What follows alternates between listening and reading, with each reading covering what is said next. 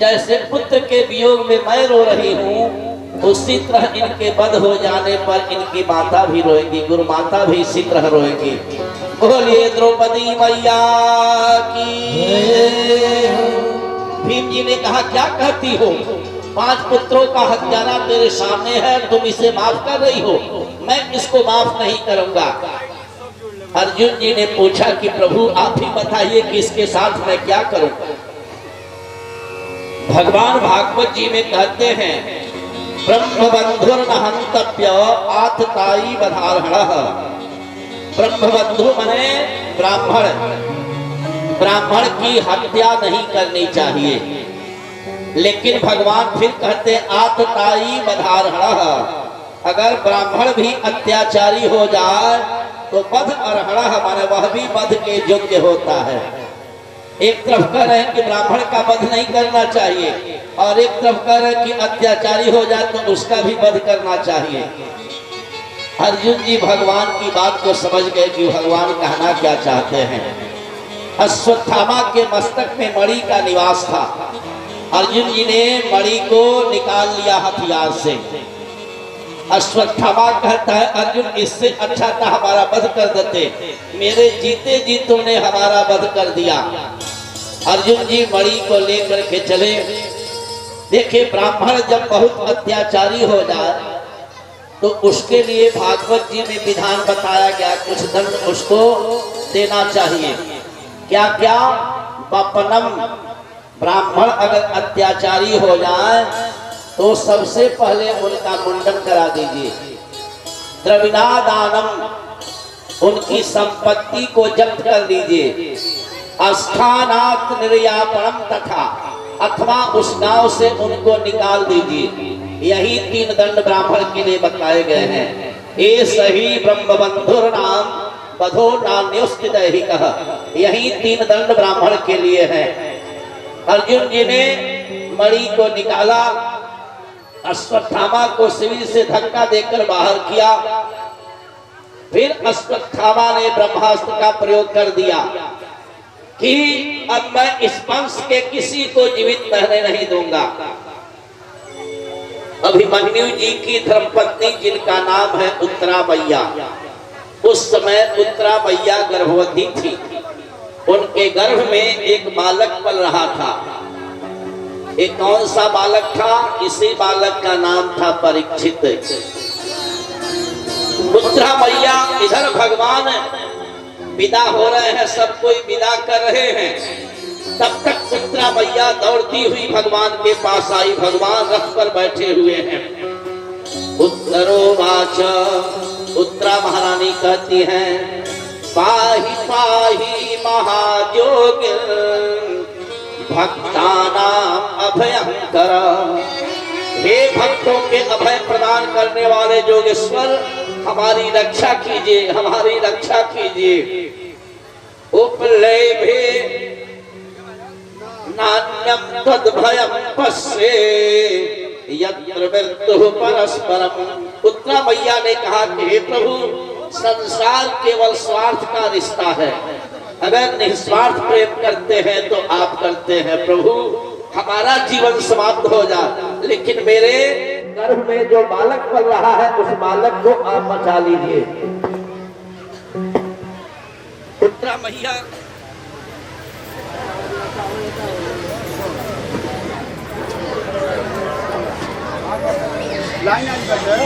यत्र मृत्यु परस्परम। उत्तरा मैया ने कहा कि हे प्रभु, संसार केवल स्वार्थ का रिश्ता है, निस्वार्थ अगर प्रेम करते हैं तो आप करते हैं। मेरी मृत्यु हो जा मंजूर है, लेकिन हे प्रभु मेरे गर्भ में जो बालक है उस गर्भ को बचा लीजिए। भगवान ने कहा कि उत्तरे चिंता मत करो, हमारे बाल रूप का तुम ध्यान करो। जैसे ही उत्तरा मैया ने भगवान के बाल रूप का ध्यान किया, भगवान उत्तरा मैया के गर्भ में प्रवेश कर गए। एक तरफ से पांडवों की रक्षा कर रहे हैं और दूसरे रूप से उत्तरा मैया के गर्भ में भगवान प्रवेश कर गए और उस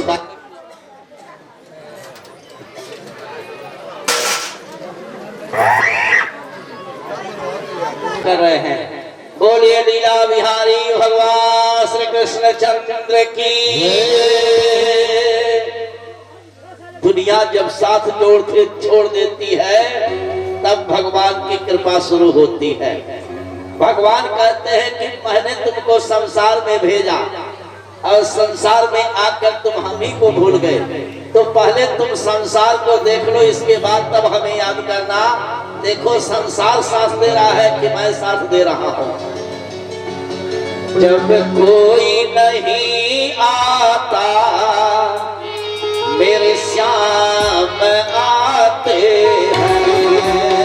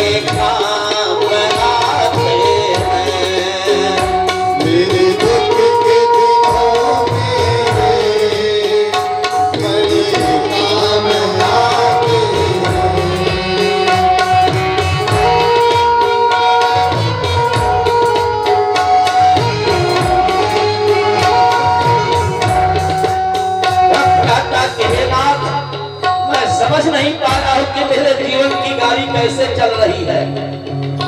मेरी नैया चलती है पतवार नहीं होती, मेरी नैया चलती है पतवार नहीं होती, मेरी नैया चलती है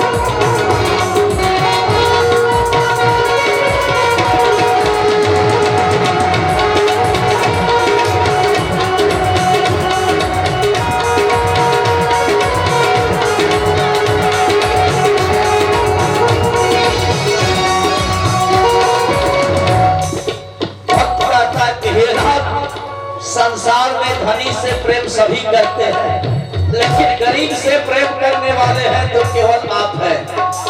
ये इतने बड़े होकर तीनों से प्यार करें, इतने बड़े होकर तीनों से प्यार करें, अपने भक्तों स्वीकार करें, अपने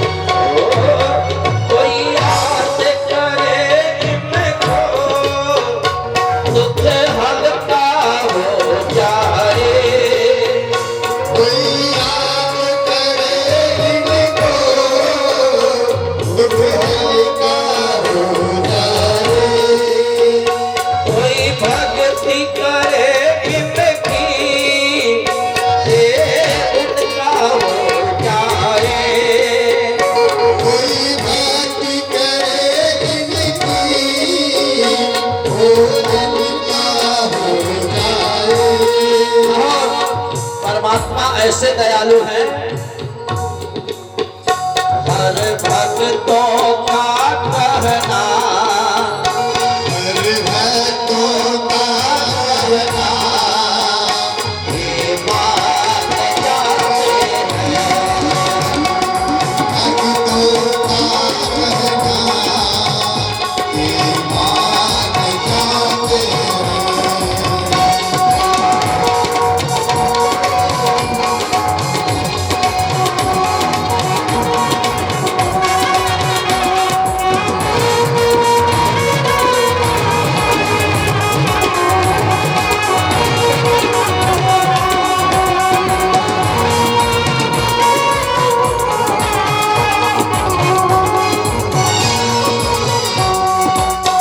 इंदिरा मैया के गर्भ में जाकर के भगवान ने इस बालक की रक्षा की। जब यह बालक जन्म लिया तो इनका नाम हुआ परीक्षित। परीक्षित किसे कहते हैं?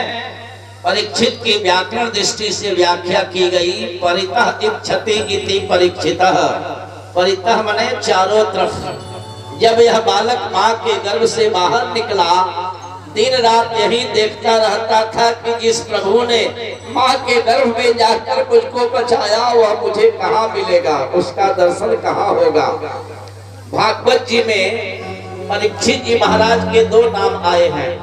एक तो नाम है परीक्षित और एक नाम है विष्णुरात। विष्णुरात का मतलब विष्णुरात इति विष्णुरातः। भगवान विष्णु के द्वारा जो बालक रक्षा किया गया है उस बालक का नाम है विष्णुरात। धीरे धीरे यह बालक बड़ा हुआ। पांचों पांडव लोग सबसे पहले जब इधर बड़ा होने लगा बालक, भगवान फिर रुक गए हस्तिनापुर में।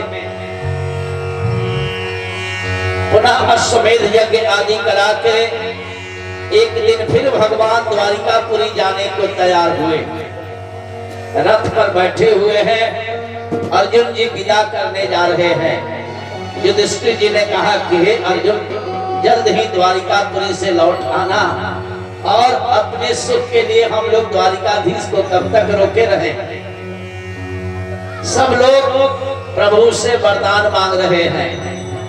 उसी समय कुंती मैया भी गई हैं। भगवान ने कहा कि बुआ जी आप क्या चाहती हो?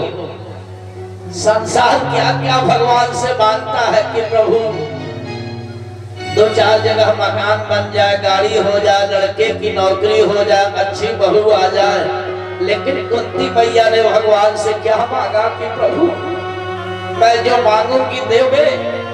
भगवान ने कहा कि ऐसी कोई वस्तु नहीं है बुआ जी, भक्त मुझसे मांग दे और वैसे नहीं दूं। तो कुंती मैया भागवत जी में मांगते क्या है?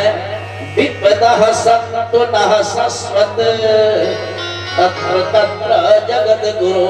हे जगत गुरु, अगर देना चाहते हो तो मेरे जीवन में विपत्ति को दे दो। भगवान के आंखों से आंसू गिर पड़े। इस संसार हमसे क्या क्या मांगता है और एक बुआ जी हमसे मांग रही है विपत्ति को। कुंती मैया के जब पूर्व चरित्रों पर आप विचार करेंगे, शायद ही कोई ऐसी नारी होगी जितनी विपत्ति कुंती मैया के जीवन में आई। कुंती मैया जब छोटी थी तो भोज मित्र हैं उनके यहाँ चली गई। इनका नाम हुआ कुंती भोज।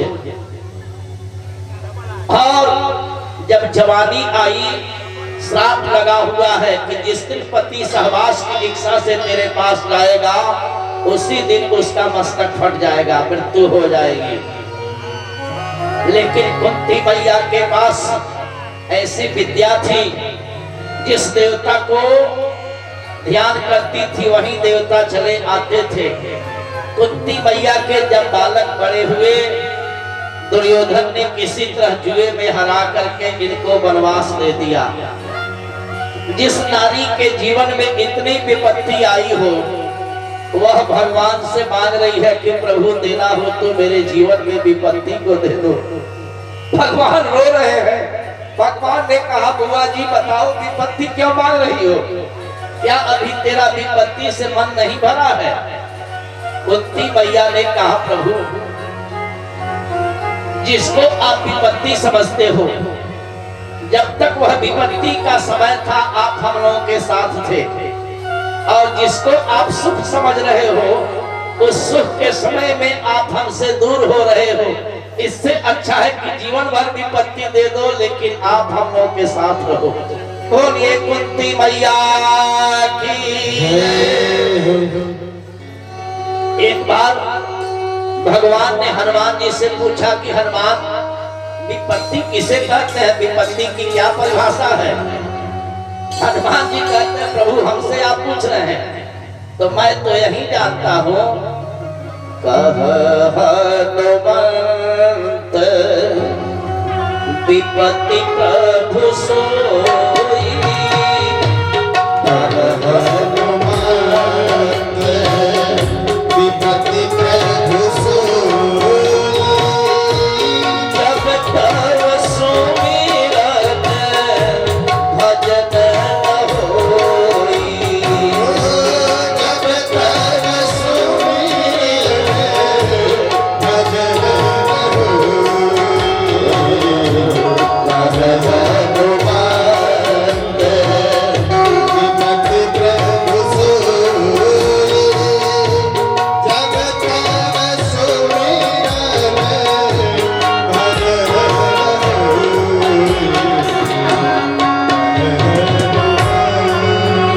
व्यक्ति का मन भजन में नहीं लगे, भगवान की कथा में नहीं लगे, दान में नहीं लगे, समझ लो कि विपत्ति के दिन बिल्कुल नजदीक आ चुके हैं। और अगर भगवान के चरित्रों में आपका मन लग रहा है, सत्कर्मों में मन लग रहा है, तो समझो कि जितनी भी विपत्ति है लेकिन अब सुख के 10 दिन नजदीक आ चुके हैं। जीवन में बहुत बड़ी विपत्ति आ जाए, बहुत अधिक विपत्ति आ जाए, समझ लीजिए कि भगवान की कृपा अब सुख के दिन नजदीक आ रहे हैं। और बहुत ज्यादा सुख हो जाए तो समझ लीजिए कि विपत्ति की घंटी बज रही है, इसलिए सावधान हो जाना चाहिए। यह बालक जब बड़ा हुआ, अर्जुन जी इधर भगवान को छोड़ने जा रहे थे।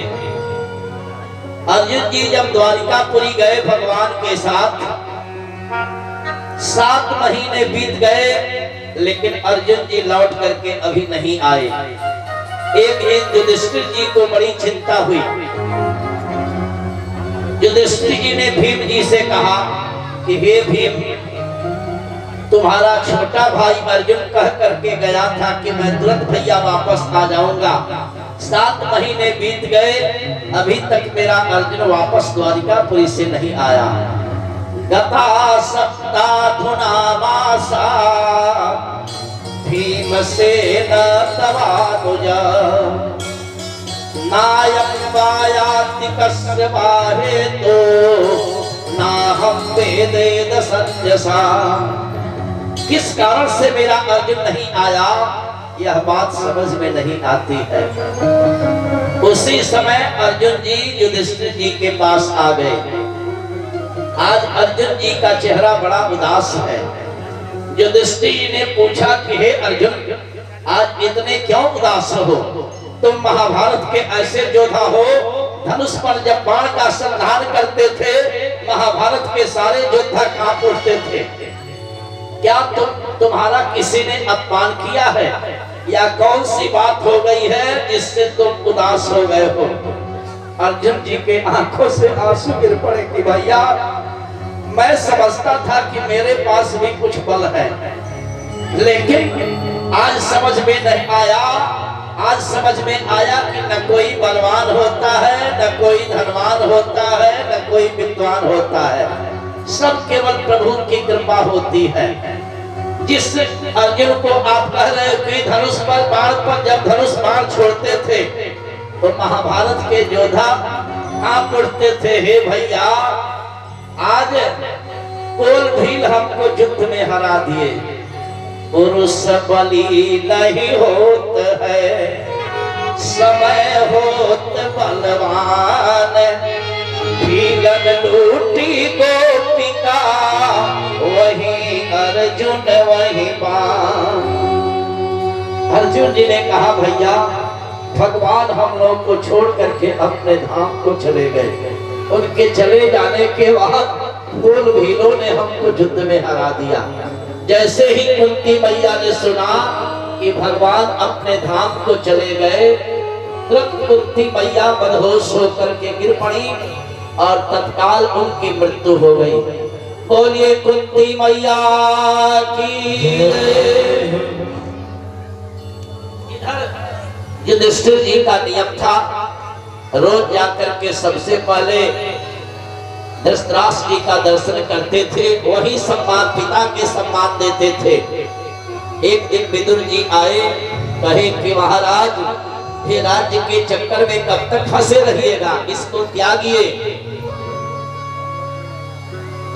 अचानक रात्रि में धृतराष्ट्र और गांधारी दोनों हिमालय की ओर चल दिए। जब सुबह आए युधिष्ठिर जी देखे राज सिंहासन खाली था, रोने लगे युधिष्ठिर जी कि हमसे कौन सी गलती हो गई कि हमें छोड़ करके चले गए। इधर नारद जी आए, नारद जी ने कहा युधिष्ठिर जी संसार में सबको जाना है, आप चिंता मत कीजिए, धृतराष्ट्र और गांधारी इस समय सुरक्षित हैं, हिमालय की ओर जाकर तपस्या कर रहे हैं और आज के 5वें दिन ये भगवान के धाम को चले जाएंगे। एक दिन की बात है, युधिष्ठिर जी अपने राज्य में गुप्तचरों को छोड़े थे कि जाकर देखो कोई दुखी तो नहीं है। सुबह का समय था, गुप्तचर जाकर देखा क्या, लोहार एक वस्तु बना रहा था। गुप्तचर ने पूछा कि इसका क्या नाम है। लोहार ने कहा कि इसका नाम है ताला। सतयुग त्रेता द्वापर में घर में ताले नहीं लगाए जाते थे, कलयुग का आविष्कार है। गुप्तचर पूछा कि ये क्या होगा, तो लोहार कहता है कि कलयुग का इंसान इतना बेईमान हो जाएगा कि परिश्रम करना नहीं चाहेगा, दूसरे की संपत्ति को देखेगा तो सोचेगा कि कैसे चाहे चोरी हो चाहे डकैती करना पड़े ना करके मैं अपने घर में रख लूं। इसीलिए घर घर में ताले लगाए जाएंगे। आकर के युधिष्ठिर जी से रिपोर्ट दिया और समय बदला है। दिन में उल्कापात होते हुए युधिष्ठिर जी ने एक दिन देखा। युधिष्ठिर जी कहे कि हे भाइयों, लगता है कि अब समय विपरीत आने वाला है। उस समय जब विपरीत हो, त्याग करके घर को भगवान के भजन में मन लगा देना चाहिए। पांचों भाई तपस्या करने हिमालय की ओर चल दिए। युधिष्ठिर जी इस बालक परीक्षित को बुलाए और कहे कि हे बेटे, अब हम लोग को भगवान का भजन करने दो, गति को संभालो। परीक्षित जी ने कहा कि बाबा जी, इतना बड़ा आपका साम्राज्य है, मैं छोटा सा बालक कैसे इसको संभाल पाऊंगा। युधिष्ठिर जी ने कहा कि हे बालक, तुम अपने को छोटा मत समझो, तुम तो भगवान के ऐसे प्रिय पात्र हो जिसने माँ के गर्भ में ही भगवान का दर्शन किया है। बोलिए परीक्षित जी महाराज की जय। समझा करके और राजा परीक्षित को सिंहासन पर बैठाकर पांचों पांडव चल दिए तपस्या करने। जब राजा परीक्षित सिंहासन पर बैठे, दिग्विजयी राजा थे, तो दिग्विजयी राजा को एक प्रमाण लेना पड़ता है कि पृथ्वी पर ऐसा तो नहीं कि कोई मेरा शत्रु है। राजा परीक्षित कुंजांगल देश में जाकर निवास कर रहे थे। भागवत जी की पंक्ति कह रही है यहाँ पर, यदा परीक्षित कुरुजांगले वसन् कलिं प्रविष्टः निज चक्रवर्तिते। राजा परीक्षित जब कुंजांगल देश में रह रहे थे, उसी समय कलयुग इनके राज्य में प्रवेश किया। राजा परीक्षित को जब पता लगा कि कलयुग मेरे राज्य में आ गया है, राजा परीक्षित ने धनुष बाण को उठा लिया कि आज मैं कलयुग का वध कर दूंगा। इसकी इतनी हिम्मत कि हमारे राज्य में प्रवेश कर गया।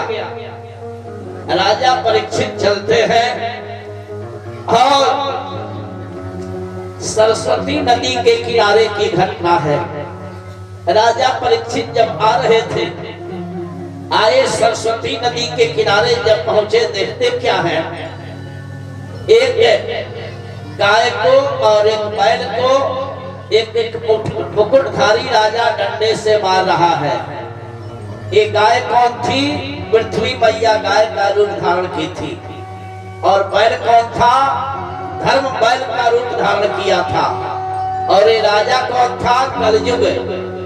कलयुग धर्म को और पृथ्वी को डंडे से मार रहा था।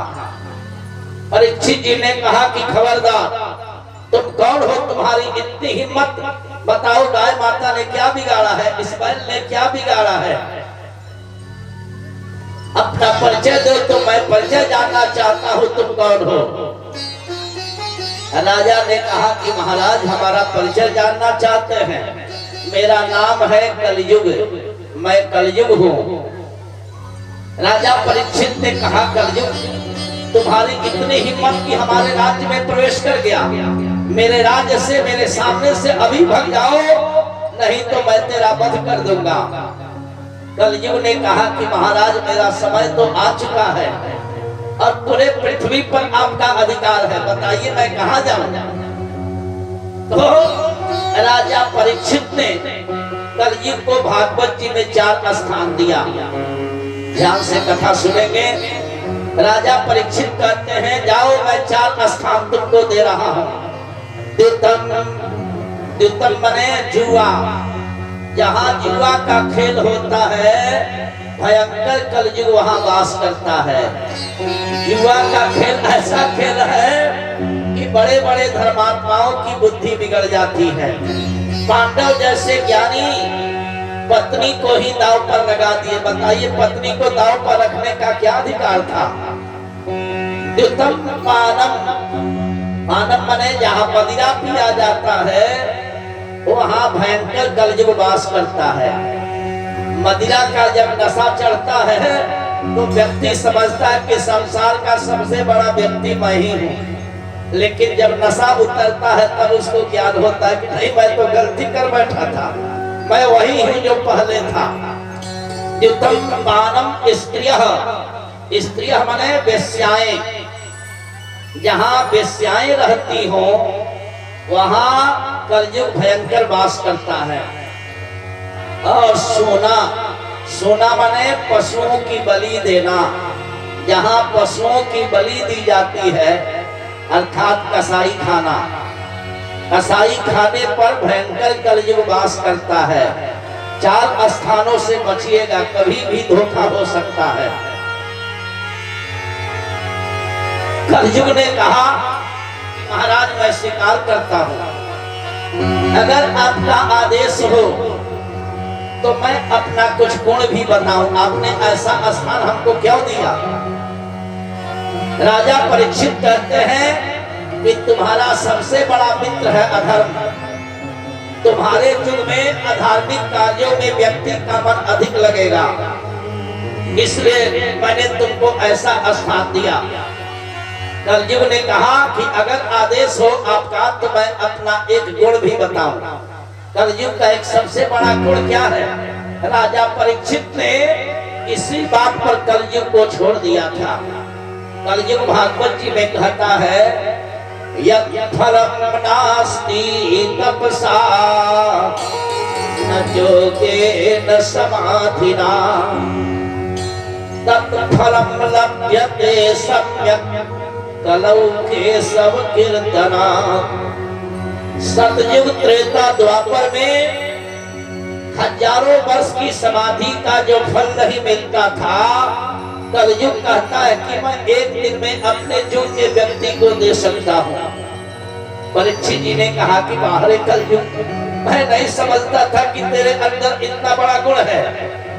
कलयुग के समान कोई युग है ही नहीं, बशर्ते इसमें जीवन जीने की कला आप सीख जाइए। कल युग सम युग आन नहीं, जो नर कर विश्वास, गाई राम गुण गण विमल, भोतर भी नहीं प्रयास। कलयुग के समान कोई युग नहीं है, बशर्ते भगवान के नाम पर विश्वास हो जाए। भगवान का नाम तो बहुत व्यक्ति लेता है, लेकिन उस तरह व्यक्ति का विश्वास नहीं हो पाता है।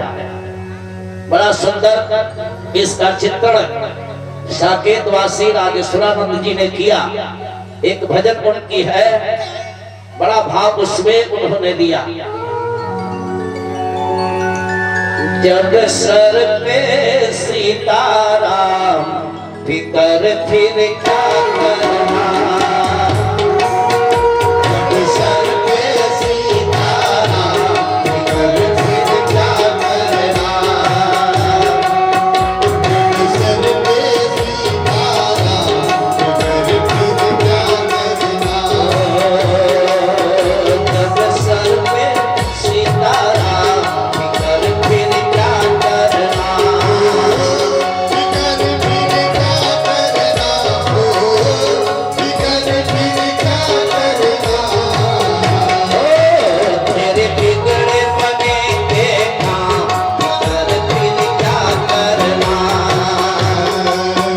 तेरे बिगड़े बने के काम, फिकर फिर क्या करना। प्रेम से गाइए, हाथ ऊपर करके तालियों से स्वागत तेरे करते। बने के काम, फिकर फिर क्या करना।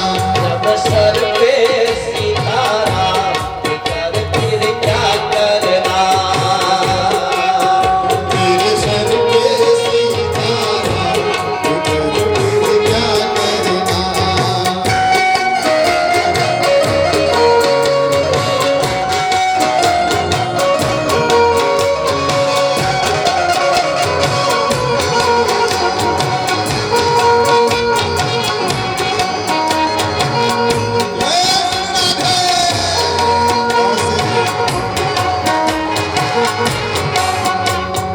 इतना घव जानकी मैया, तेरा घव जानकी मैया, इतना घव जानकी मैया, तेरा घव जानकी मैया। फिर भी फिकर करे क्यों भैया। फिर भी फिकर करे क्यों भैया। तेरे कटेंगे, तेरे कटेंगे कष्ट तमाम।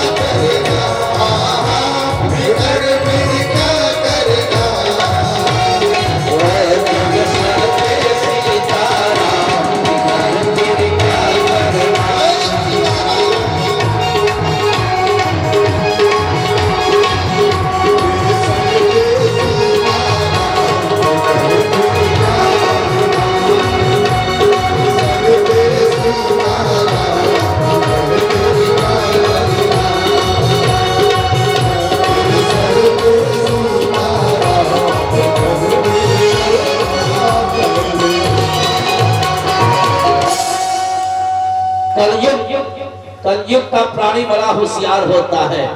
कलयुग अपने वाक जाल में राजा परीक्षित को इतना फंसा लिया, कलयुग पर परीक्षित जी प्रसन्न हो गए। कलयुग ने कहा कि महाराज अब तो एक अच्छा स्थान हमको दे दीजिए। परीक्षित जी ने कहा कि जाओ स्वर्ण में निवास करो, जाकर के सोने में निवास करो। कलयुग ने कहा कि बहुत अच्छा महाराज। तो सोने का जो आभूषण होता है भयंकर कलयुग वहां वास करता है। तब अगर गलत ढंग से कमाई हुई संपत्ति से आप कोई स्वर्णिम आभूषण धारण किए हैं, समझिए कभी भी खतरा हो सकता है। और अगर परिश्रम की कमाई से स्वर्णिम आभूषण धारण किए हैं तो भगवान का एक नाम है हिरण्यगर्भ, माने जो स्वर्ण को बराबर धारण करता है, भगवान की कृपा उस व्यक्ति पर हमेशा बनी रहती है, बशर्ते परिश्रम की कमाई की वह संपत्ति बनी हुई हो। राजा परीक्षित जब ही कहे कि जाओ स्वर्ण में निवास करो, राजा परीक्षित अपने राज्य में आए। एक बहुत बड़ा बक्सा रखा गया था। मंत्रियों ने कहा कि महाराज सब देख लिया गया, लेकिन यह बक्सा आज तक खोलकर नहीं देखा गया कि इसमें क्या है। राजा परीक्षित ने कहा कि बात सही कहते, खोलो इस बक्से को देखा जाए क्या है। जैसे ही बक्सा खोला गया, एक बेशकीमती हीरे जवाहरात का चमचमाता हुआ मुकुट दिखलाई पड़ा। मंत्रियों ने राजा परीक्षित के सर पर इसको रख दिया और कहा कि महाराज कितनी शोभा दे रहा है मुकुट आपके सर पर। जैसे ही सर पर रखा गया, कलयुग इनके मस्तक पर सवार हो गया। क्यों? ये किसका मुकुट था? जरासंध का मुकुट था। जब पांडवों ने जरासंध पर विजय किया तो उस समय एक मुकुट लाए हुए थे, अत्याचारी राजा का मुकुट था। जब मुकुट मस्तक पर आया, राजा परीक्षित की बुद्धि बिगड़ गई और राजा परीक्षित शिकार खेलने जाते हैं मुकुट को पहन करके।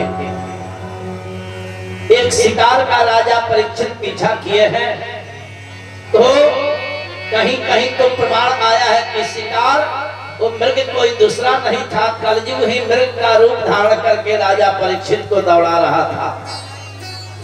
परीक्षित जी मृग का पीछा करने लगे, मृग हाथ नहीं लगा। राजा परीक्षित दौड़ते दौड़ते थक गए। आते हैं लौट करके, जंगल में एक मुनि रहते हैं जिनका नाम है समिक मुनि। समिक मुनि जी के आश्रम पर राजा परीक्षित आए। राजा परीक्षित ने कहा कि मुनिवर, बड़े जोर की हमको प्यास लगी है, जल्दी पानी पिलाइए। उस समय समिक मुनि जी भगवान के ध्यान में थे, उनको बाह्य जगत की जानकारी नहीं थी। कुछ देर राजा परीक्षित फिर कहे कि हे मुनिवर, मैं आपसे जल मांग रहा हूं। फिर समिक मुनि जी कुछ नहीं सुने। तीसरी बार राजा परीक्षित को क्रोध आ गया। क्यों क्रोध आया? क्योंकि मस्तक पर कलयुग बैठा हुआ था। राजा परीक्षित ने कहा, ढोंगी महात्मा, चक्रवर्ती राजा तेरे पास पानी मांग रहा है, तुम जल नहीं दे रहे हो। और क्रोध में व्यक्ति क्या क्या कर जाता है उसको पता ही नहीं रहता है। एक मरा हुआ सांप पड़ा था। राजा परीक्षित ने बाण से उस सर्प को उठाया और समिक मुनि जी के गले में डाल दिया। समिक मुनि जी के एक लड़के हैं जिनका नाम है श्रृंगी जी, कौशिकी नदी के तट पर बच्चों के साथ खेल रहे थे।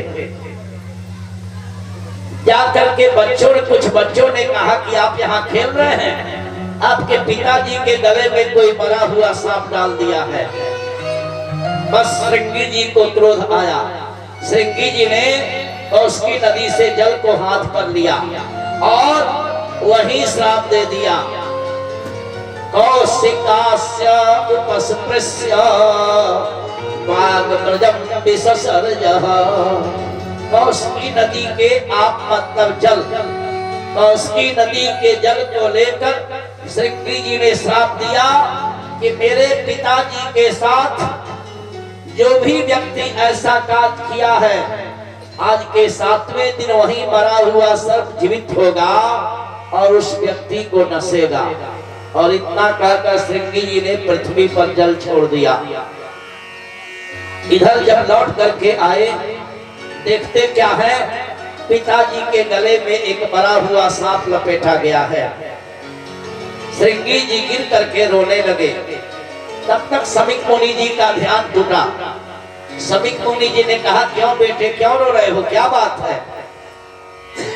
श्रृंगी जी ने कहा, पिताजी, मैं ऐसा अभागा पुत्र निकला कि अपने पिता की रक्षा नहीं कर सका। पता नहीं कौन सा व्यक्ति आपके गले में मरा हुआ सांप लपेट दिया है। समीक जी ने जब ध्यान लगाया, ध्यान में देखते क्या है कि राजा परीक्षित के द्वारा यह गलती हुई है। समीक मुनि जी ने कहा कि तुमने क्या किया? श्रृंगी जी कहे, पिताजी चिंता मत कीजिए, मैंने उस व्यक्ति को श्राप दे दिया है। समीक जी ने कहा, क्या श्राप दिए हो? श्रृंगी जी कहे, पिताजी मैंने यही श्राप दिया है कि आज के 7वें दिन यही मरा हुआ सर्प जीवित होगा और उस व्यक्ति को नसेगा, जिसके कारण उसकी मृत्यु होगी। समीक मुनि जी ने कहा, मूर्ख बालक, ब्राह्मण को इतना क्रोधी नहीं होना चाहिए। तुम जानते हो ये कौन किया है? राजा भगवान का अंश होता है। राजा परीक्षित के द्वारा यह गलती कलयुग के द्वारा करा दी गई है। परीक्षित का कोई दोष नहीं है और तुमने इतना बड़ा श्राप दे दिया। अब श्राप तो लग चुका था, करें क्या समीक मुनि जी? समीक मुनि जी भगवान क्या ध्यान लगाए कि हे प्रभु, इस बालक ने अनजाने में ऐसी गलती कर दी, राजा परीक्षित को श्राप दे दिया, इसके अपराध को क्षमा करें। समीक मुनि जी के एक शिष्य हैं जिनका भागवत जी में नाम आया है गौरमुख। समीक मुनि जी अपने शिष्य गौरमुख को भेजते हैं राजा परीक्षित के पास। कहते हैं कि हे गौरमुख, जाकर राजा परीक्षित को कह दो कि आज के 7वें दिन आपकी मृत्यु हो जाएगी सर्प के नसने से। और इधर परीक्षित जी जब आए राज्य में, अपने मुकुट को उतारे, तब तक परीक्षित जी की बुद्धि फिर शुद्ध हो गई। परीक्षित जी ने कहा कि अरे, मैं तो एक मुनि के गले में मरा हुआ सर्प डाल दिया। परीक्षित जी गिर करके रोने लगे, बदहोश हो जा रहे हैं कि अब हमको पृथ्वी पर जिंदा रहने का अधिकार नहीं है, मैं 1 मिनट अब जिंदा नहीं रहना चाहता हूँ। उस मुनि ने हमारा क्या बिगाड़ा था, उसके गले में मैंने मरा हुआ सर्प डाल दिया। राजा परीक्षित छटपटा रहे हैं। उसी समय गौरमुख जी आए। गौरमुख जी के चरणों पर गिर पड़े राजा परीक्षित, हे मुनिवर, आप कहां से आ रहे हैं? गौरमुख जी ने कहा कि हमारे गुरुदेव ने आपके पास भेजा है। परीक्षित जी पूछे कि आपके गुरुदेव का क्या नाम है? तो बताए गौरमुख जी कि मेरे गुरुदेव का नाम समीक मुनि है। कि बताइए क्या आदेश है? गौरमुख ने कहा कि राजन, गुरुदेव भगवान के जो लड़के हैं श्रृंगी, उन्होंने आपको श्राप दे दिया है कि आज के 7वें दिन वही मरा हुआ सर्प जो उनके पिताजी के गले में आप डाले थे जीवित होगा और आपको नसेगा, जिसके कारण आपकी मृत्यु हो जाएगी। महात्मा सभी राजा परीक्षित गिर पड़े और कहते हैं कि देखिए महात्मा कितने बड़े दयालु होते हैं, मैंने तो गलती किया, मैं 1 मिनट अब जिंदा नहीं रहना चाहता हूँ और उन्होंने हमें 7 दिन समय दे दिया। सत्य का हृदय बड़ा कोमल होता है। गोस्वामी जी मानस में लिख रहे हैं, संत हृदय नवनीत समाना, संत हृदय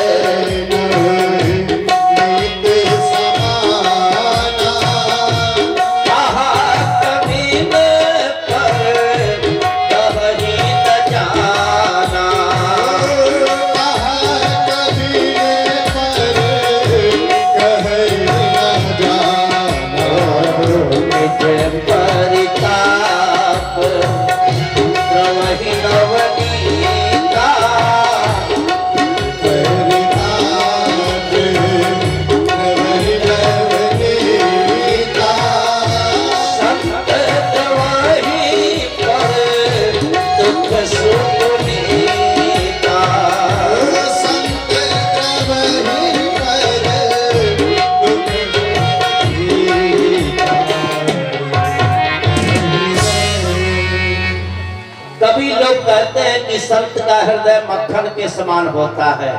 गोस्वामी जी कहते हैं बिल्कुल गलत है। संत के हृदय को कभी लोग जान ही नहीं पाए। संत और मक्खन में कोई तुलना नहीं है।